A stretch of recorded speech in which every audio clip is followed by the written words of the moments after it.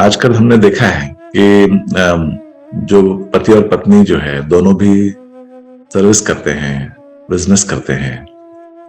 तो कहते हैं ना कि जैसे डबल इंजन सोसाइटी है ये। तो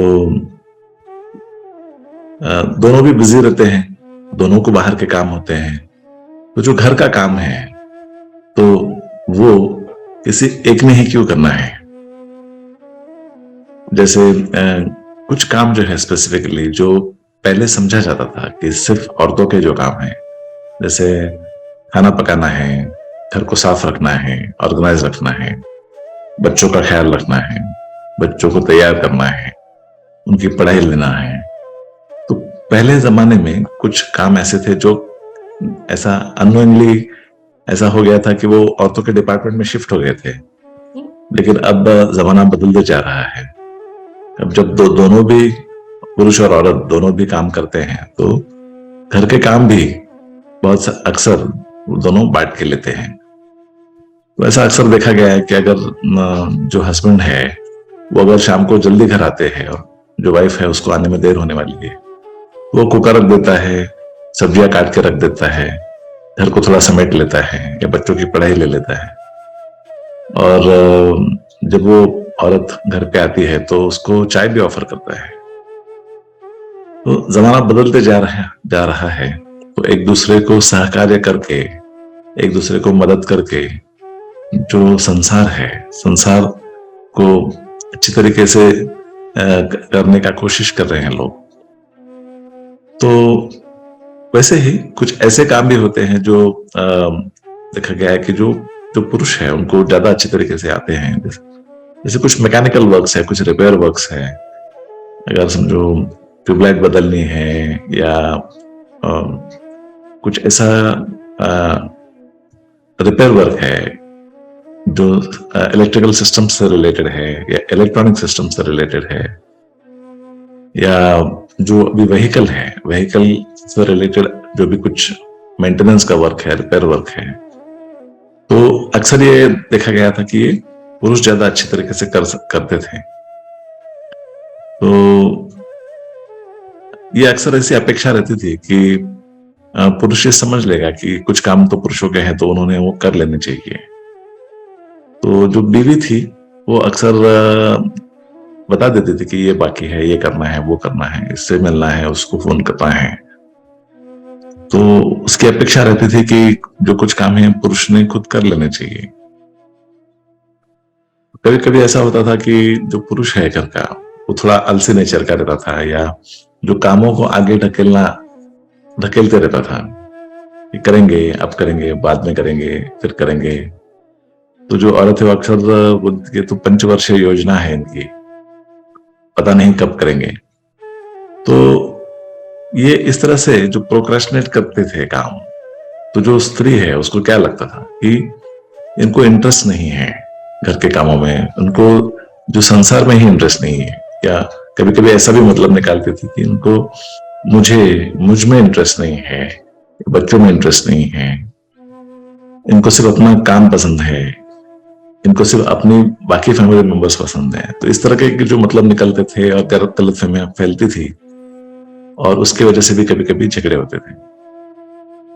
तो वो औरत क्या चाहती थी? वो चाहती थी कि जो भी काम है घर के वो बांट लें, कुछ पुरुषों वाले काम है वो पुरुष में कर लें, या जो भी उनके जो भी घर में जो काम है उसमें कुछ ना कुछ उनको हेल्प मिल जाए तो उनको काफी रिलीफ मिलेगा, उनको इजी हो जाएगा उनका डे टू डे रूटीन का जो काम है, और उनका जो बर्डन है वो कम हो जाएगा।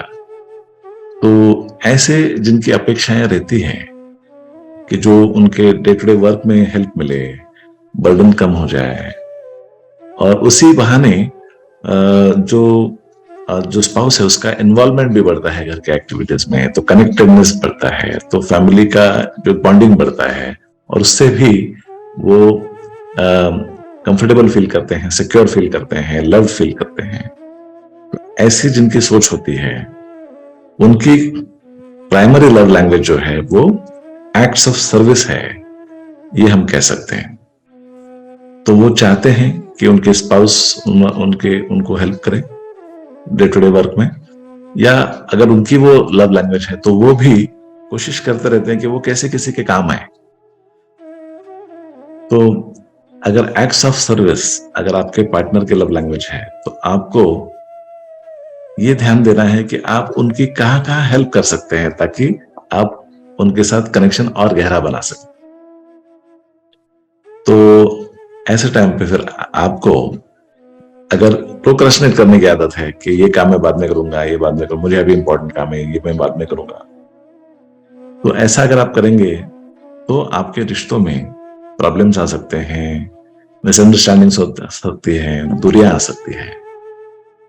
तो आपको अवेयर रहना है और आपको ये नोट कर लेना है कि कौन से पेंडिंग काम है, उनको प्रायोरिटी देना है, उनको इम्पोर्टेंस देना है। और वो करने के बाद में आप डेफिनेटली आपके रिश्तों में भी इसकी वजह से सुधार ला सकते हैं। तो पहले जमाने में देखा था कि ज्यादा वर्बली एक्सप्रेस नहीं करते हैं कि I love you, I care for you, I need you, और I am concern about you. इस तरह से वर्ड्स में एक्सप्रेस ज्यादा नहीं करते थे, लेकिन जो एक्शंस है, एक्शंस में से एक्सप्रेस करते थे। ऐसा अक्सर देखा गया है कि जो वाइफ है वो कंप्लेन करती थी कि आपको मेरे लिए तो वक्त ही नहीं है, आप तो हमेशा अपनी जो पसंद की चीजों में बिजी रहते हैं।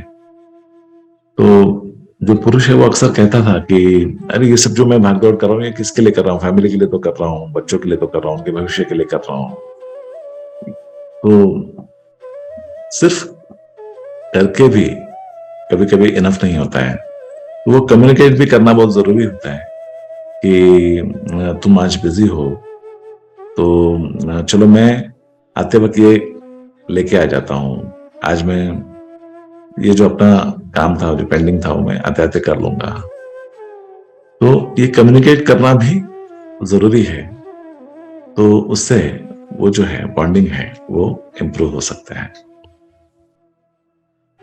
तो अगर आपकी love language acts of service है, या आपके पार्टनर की लव लैंग्वेज अगर एक्ट्स ऑफ सर्विस है, तो इस तरह से एक दूसरे को रोज के कामों में अगर हेल्प करके आप आपके रिश्तों को और मजबूत बना सकते हैं और बेहतर बना सकते हैं।